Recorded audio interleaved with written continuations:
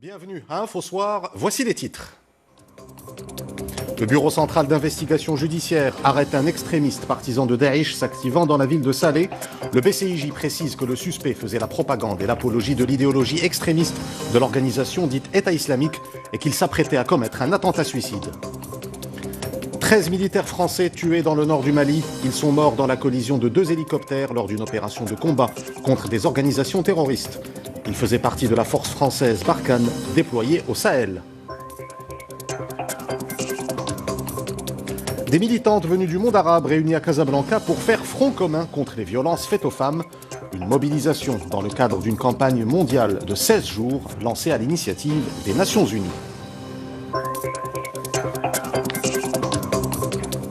De la littérature à la fin de ce journal, l'essayiste et romancière Mona Hachim revient avec un roman historique, une fresque ayant pour thème la tragique histoire des Morisques, ces musulmans d'Espagne poussés à l'exode. Madame, monsieur, bonsoir. Un homme de 33 ans a été arrêté dans la ville de Salé par le Bureau central d'investigation judiciaire. Dans un communiqué, le BCIJ précise que le suspect faisait la propagande et l'apologie de l'idéologie extrémiste de l'organisation dite État islamique et qu'il s'apprêtait à commettre un attentat suicide. Plus de développement avec Mamadou Diaye. Âgé de 33 ans, l'homme s'activait dans la ville de Salé. Les investigations ont révélé que le suspect serait partisan de Daesh. Il suivait un mode opératoire plus connu sous l'appellation de loup solitaire. L'homme faisait la propagande et l'apologie de l'idéologie extrémiste de l'organisation terroriste via les réseaux sociaux, précise le Bureau central d'investigation judiciaire. Des investigations qui ont également révélé les projets imminents d'attentats suicides dans le royaume, en relation avec des dirigeants médiatiques de Daesh et avec des sympathisants de ce groupe à l'étranger. Le prévenu aurait également diffusé des enregistrements expliquant les méthodes de fabrication d'explosifs et des ceintures explosives. Le mis en cause sera ainsi déféré devant la justice une fois l'enquête conduite sous la supervision du parquet compétent sera achevée. Son arrestation par le Bureau central d'investigation judiciaire s'inscrit dans le cadre des efforts soutenus de la Direction générale de la surveillance du territoire visant à faire face à la menace terroriste. Et la lutte contre le terrorisme est au cœur de la réunion des chefs de police d'Afrique du Nord et du Moyen-Orient. À Marrakech, ils se sont retrouvés pour renforcer l'action commune face à la menace terroriste et toutes les formes de criminalité. Cette coopération se fait avec le soutien de l'Organisation internationale de police criminelle, Interpol. C'est la première fois qu'une telle réunion est organisée en dehors du quartier général d'Interpol basé à Lyon. Reportage Lahsen Houban et Adil Bouskri, le récit est de Mehdi Foudi. Représentants des pays du Moyen-Orient et d'Afrique du Nord, ainsi que d'autres pays africains, ces chefs de police se réunissent pour examiner les moyens et les mécanismes à mettre en œuvre pour renforcer leur collaboration sécuritaire. Cette réunion se tient sous l'égide de l'Interpol. Elle vise à lutter contre les diverses formes de criminalité auxquelles font face les pays participants. Le Maroc est le premier pays à avoir gagné la confiance de l'Interpol pour organiser cette 4e réunion en dehors de son siège. Notre pays est engagé dans le domaine de la lutte contre le terrorisme, l'extrémisme et le crime organisé transfrontalier. Au programme de cette réunion, plusieurs débats autour des différents défis sécuritaires auxquels sont confrontés ces États. Une occasion pour le Maroc d'exposer son expérience sécuritaire et de renforcer davantage sa coopération avec l'Interpol et les autres pays participants. Le Maroc joue un rôle très important dans la protection de ses citoyens, mais il déploie également d'énormes efforts concernant la promotion de la paix, la préservation de la stabilité et la consolidation de la sécurité au plan régional et international. Ils sont 21 chefs de police à prendre part à cette réunion annuelle de 2 jours. L'enjeu est de consolider l'échange des expériences et des expertises en vue de mettre en place les bases d'une coopération sécuritaire collective, efficace et efficiente. La menace terroriste et les enjeux sécuritaires préoccupent également les pays du Sahel, notamment au Mali. Dans le nord du pays, 13 militaires français ont été tués aujourd'hui. Ils sont morts dans la collision de 2 hélicoptères lors d'une opération de combat contre des organisations terroristes. Rizlan Taibi. L'effroyable information a été communiquée ce matin par l'Elysée. Mais c'est hier, vers 19h, que l'accident a eu lieu. 2 appareils, un Tigre et un Cougar, qui opéraient dans la région de l'Iptako, aux confins du Mali, du Niger et du Burkina Faso, se sont vraisemblablement percutés. La collision a coûté la vie à 13 militaires de la force Barkhane, relevant de plusieurs unités parmi lesquelles figuraient des groupements commandos parachutistes et des troupes de montagne. Ils étaient mobilisés dans une opération que l'état-major qualifie d'opportunité contre un groupe armé djihadiste. Naturellement en France, à l'hôtel de Brienne, c'est la consternation, puisqu'il s'agit de l'événement le plus meurtrier pour la mission française au Sahel, depuis son déploiement au Mali en 2013, puis dans l'ensemble de la région en 2014. Nous recevons un soutien précieux de nos alliés européens et unissons nos forces pour protéger l'Europe du fléau du terrorisme. Nous sommes debout, unis, résilients. Florence Parly avait en effet promis récemment que pour aider les Français à accompagner les Maliens au combat, les forces spéciales européennes seront déployées au Sahel l'année prochaine.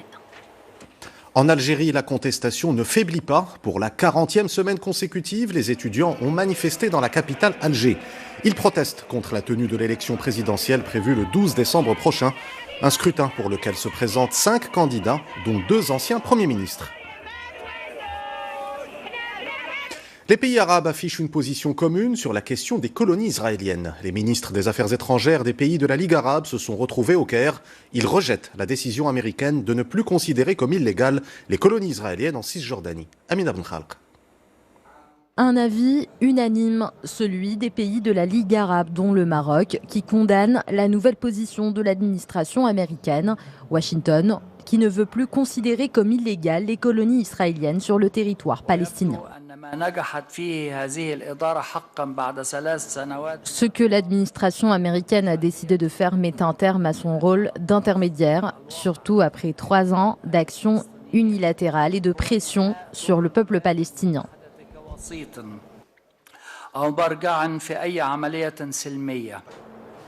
Pour les pays de la Ligue arabe, toutes les colonies israéliennes installées sur des terres palestiniennes, y compris à Al-Quds Est, compromettent le processus de paix souhaité, c'est-à-dire la solution à 2 États. Le ministre des Affaires étrangères et de l'autorité palestinienne, lui, tire la sonnette d'alarme. La décision américaine est une menace pour l'ordre mondial actuel et pour le multilatéralisme. Elle est dangereuse pour la Palestine, mais aussi pour l'ensemble des pays à travers le monde. Cette position risque d'envenimer la situation sur le terrain, selon la Ligue arabe, qui parle dans un communiqué de décision non avenue et sans effet juridique. Elle est surtout en rupture avec la tradition diplomatique américaine, précise le document.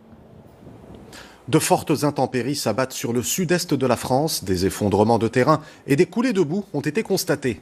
Ces intempéries ont fait 4 morts et une personne est toujours portée disparue. Les pluies ont également causé d'importants dégâts matériels.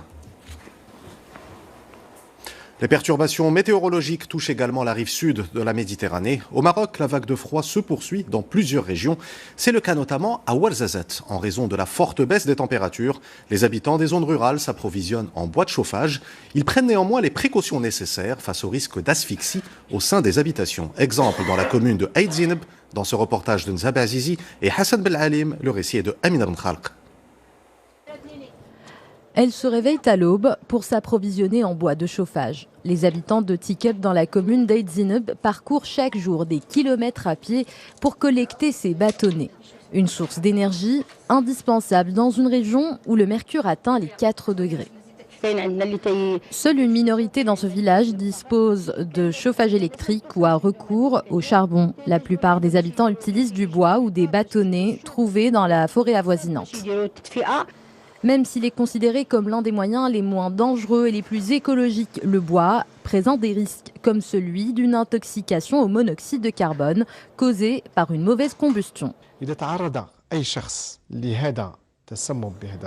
En cas d'intoxication au monoxyde de carbone, il faut dans un premier temps aérer la pièce où l'on se trouve.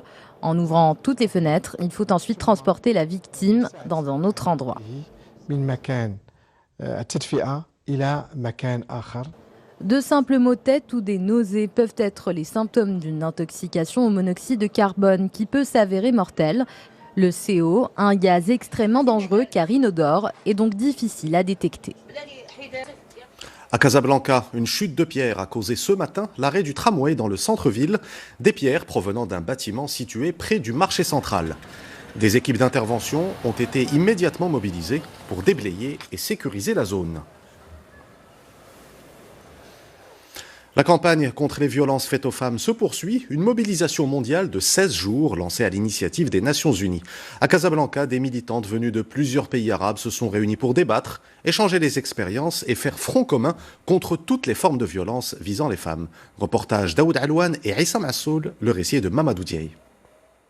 Venue du Soudan, Samia Al-Hashim, avocate, découvre lors de cette rencontre de Casablanca une nouvelle expérience dans le domaine des droits de la femme. Une tribune qui lui a permis de partager son expérience avec ses collègues activistes d'autres pays arabes. Nous sommes dans une nouvelle ère après la révolution de décembre dernier. Il y a un grand changement démocratique dans une avancée majeure, mais également la détermination de l'État dans la lutte contre les violences à l'égard des femmes. Ces femmes de droit, chacune au parcours différent, partagent leurs expériences et leurs opinions afin d'élaborer un plan commun et unir leurs forces pour une lutte plus efficace contre les violences à l'égard des femmes. Nous devons déployer nos efforts pour que cette question soit unifiée. Il doit y avoir une pression arabe concernant la lutte contre les violences faites aux femmes. 8 pays arabes prennent part à cette rencontre qui a pour objectif de partager les expériences entre ces différents pays et avec le Maroc.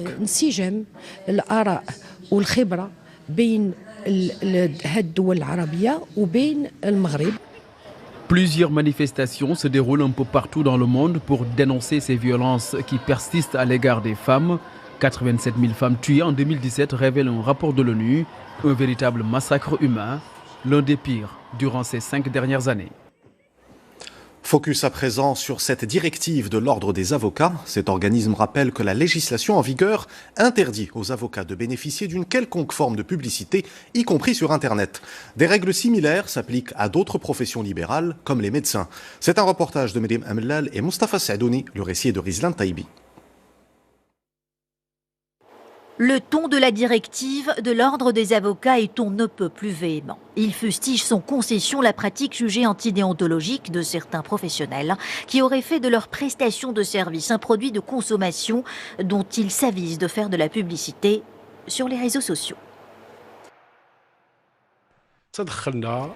C'était un rappel à l'ordre destiné à ceux qui transgressent l'article 35 de la loi relative à notre métier.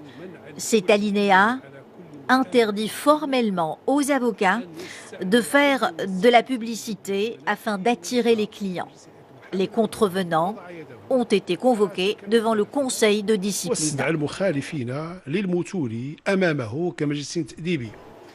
En effet, à l'exception d'un papier en tête et d'une plaque professionnelle dont la taille est strictement réglementée, aucune autre forme de publicité n'est autorisée pour les avocats, tout comme les médecins. Ces derniers sont également interdits de toute action tendant à promouvoir les gestes médicaux qu'ils peuvent accorder à leurs patients. La loi qui encadre notre profession est claire. Le deuxième alinéa de l'article 131-13 affirme que la médecine n'est pas un commerce. La médecine n'est pas un commerce. Toute communication émise par un praticien doit être purement et uniquement informative. La loi stipule aussi que les consultations médicales ne peuvent se faire que dans un cabinet ou une clinique et doivent impérativement inclure un examen clinique, ce que la téléconsultation via Internet ou par téléphone ne permet pas. Le patrimoine géologique national est célébré à Rabat. Il s'agit de la 2e édition de la Journée nationale du patrimoine géologique. À cette occasion, le réseau africain des géoparcs de l'UNESCO a vu le jour. Il servira de cadre à l'action commune à l'échelle du continent. L'essayiste et romancière Mouna Hachem publie un nouveau roman historique basé sur des événements et des personnages réels. Les manuscrits perdus a pour thème la tragique histoire des Morisques, ces musulmans d'Espagne évangélisés par la contrainte au XVIe siècle, puis poussés à l'exode. Une fresque qui fait écho à la situation des réfugiés contemporains. C'est un reportage de Samia Harissi et Amin Haddou. Contraints de quitter leur maison ou évangélisés par la force, l'histoire des Morisques est assez méconnue. Au XVIe siècle, leur conversion récente, sujette à caution, ainsi que leur spécificité culturelle, dérangeait la société et les autorités espagnoles de l'époque. Certains préféreront les routes de l'exil. C'est cette tranche de l'histoire que Mouna Hachim a choisi de mettre en scène dans son dernier ouvrage, Les manuscrits perdus. À travers le parcours d'un Morisque, Ahmed El Hajari, alias Diego Bejarano, né en Andalousie vers 1568 et exilé à Marrakech. Ce personnage qui a l'avantage de vivre entre plusieurs pays, puisqu'il est né en Espagne, en péninsule ibérique, peut-être dans la région de Grenade, selon les différentes versions, qui va se retrouver d'abord à Mazagan, qui était à l'époque sous occupation portugaise. De là, il va s'échapper à Azemmor, qui est la terre musulmane la plus proche, et de là à la cour du sultan saadien Ahmed Mansour. Partout où il va rencontrer des personnalités politiques et des personnalités intellectuelles de premier plan, avec lesquelles il va avoir des débats très très intéressants et qui nous intéressent aussi aujourd'hui. Ahmed El Hajari est dépêché en tant qu'ambassadeur en France et aux Pays-Bas. Sa mission consiste à inciter ces pays à accorder la sécurité et l'aide aux Morisques sur les routes de l'Exode. Un récit basé sur des événements réels et curieusement, certains rappelleraient même des épisodes médiatiques très contemporains. Il y a des parallélismes quand même qui sont étonnants. D'abord, il y a la question de problèmes d'assimilation, d'intégration, de population, disons, minoritaire, le rapport à l'autre, le rapport à la religion de l'autre, à sa culture, à ses croyances. Et on voit bien que ça fait toujours débat, encore aujourd'hui, dans les plus grandes démocraties. Pour se documenter, Mouna Hachim a écumé les bibliothèques et les archives du Maroc et d'Andalousie sur les pas de ce personnage hors du commun. Les manuscrits perdus, un roman historique palpitant, écrit dans un style narratif presque cinématographique, une réflexion sur l'histoire, un regard sur le présent. Avant de nous quitter, je vous rappelle l'une des principales informations de cette édition. Un homme de 33 ans a été arrêté dans la ville de Salé par le Bureau central d'investigation judiciaire. Dans un communiqué, le BCIJ précise que le suspect faisait la propagande et l'apologie de l'idéologie extrémiste de l'organisation dite État islamique et qu'il s'apprêtait à commettre un attentat suicide. C'est la fin de cette édition. Vous retrouvez tout à l'heure Zahra Etihel pour Al Masaïa. Quant à moi, je vous dis à demain. Excellente soirée sur 2M.